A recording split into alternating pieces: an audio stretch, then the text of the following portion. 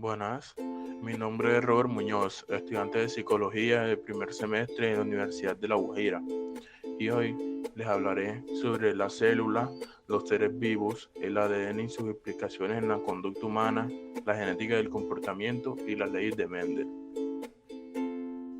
La célula. La célula es la unidad básica de la vida. Estas son muy pequeñas. Para verlas necesitamos instrumentos precisos como un microscopio. Las células son las unidades más pequeñas que forman un ser vivo y como los seres vivos realizan también las tres funciones vitales: reproducción, relación y nutrición.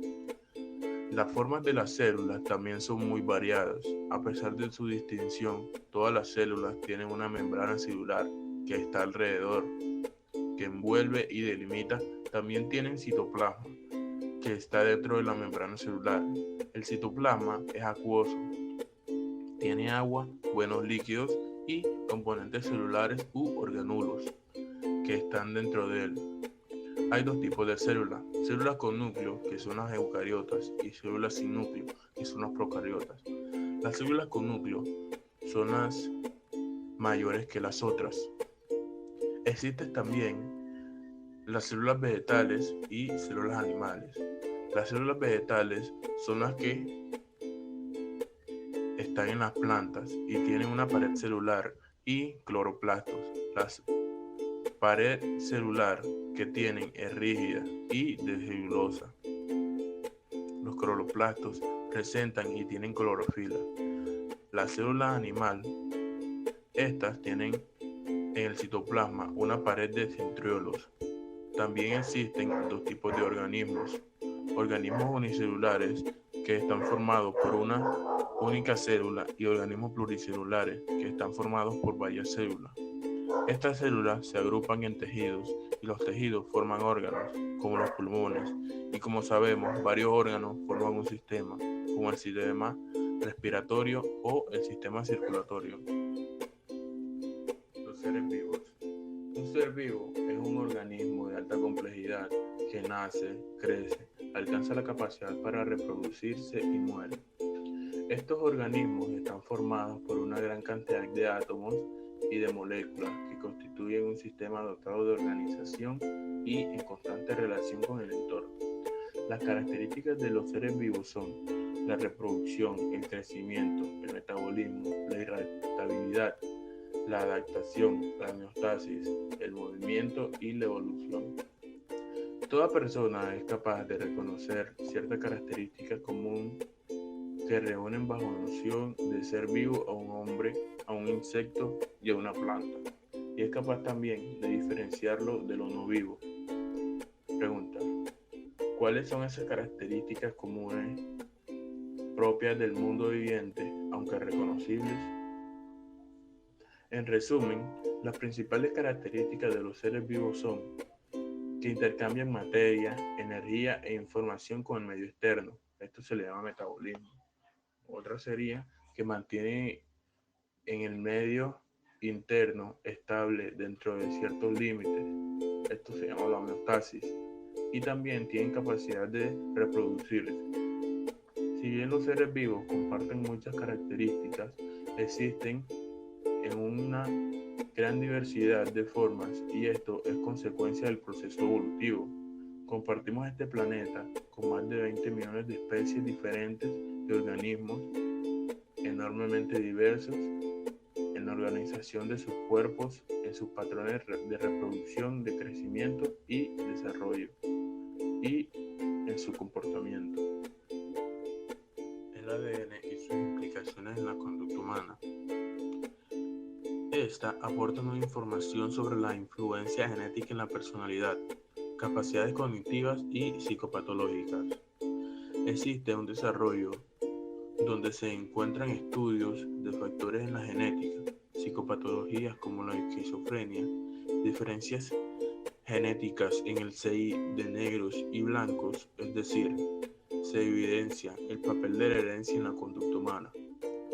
La función principal del ADN es codificar y regular la producción de proteínas. Su relación con la conducta humana podría verse cuando el ADN debe copiarse a sí mismo con totalidad.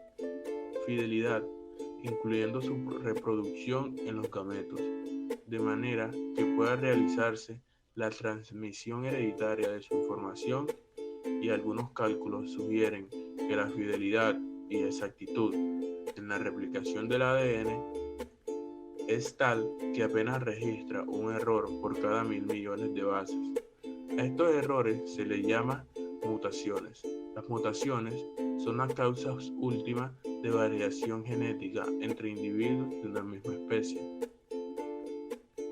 El genotipo representa características del ser, ocupando también un lugar específico en los cromosomas, también los alelos dominantes y recesivos que caracterizan al individuo. El fenotipo se encarga de construir aspectos morfofisiológicos, bioquímicos y psicológicos. El fenotipo también representa la apariencia externa de un individuo, incluyendo en la configuración individual carga genética, ambiente y tiempo. Se puede decir entonces que los hijos heredan de cierta forma la predisposición a reaccionar de un modo determinado frente a los estímulos.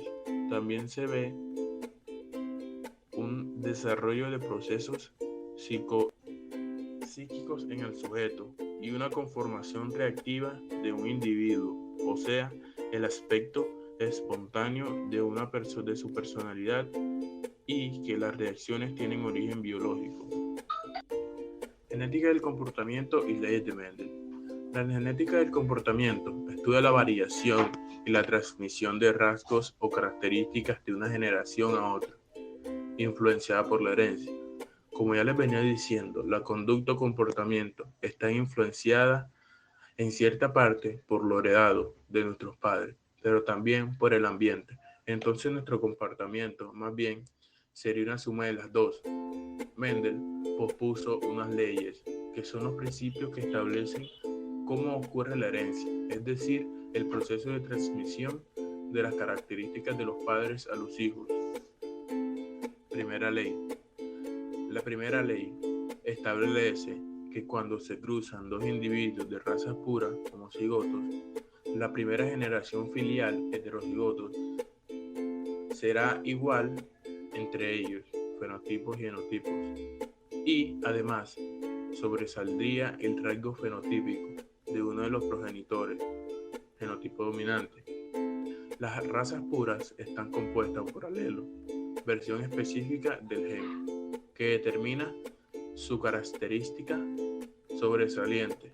La segunda ley consiste en que del cruce de dos individuos de la primera generación filial tendrá lugar una segunda generación filial en la cual reaparecerá el fenotipo y genotipo del individuo recesivo, resultando lo siguiente.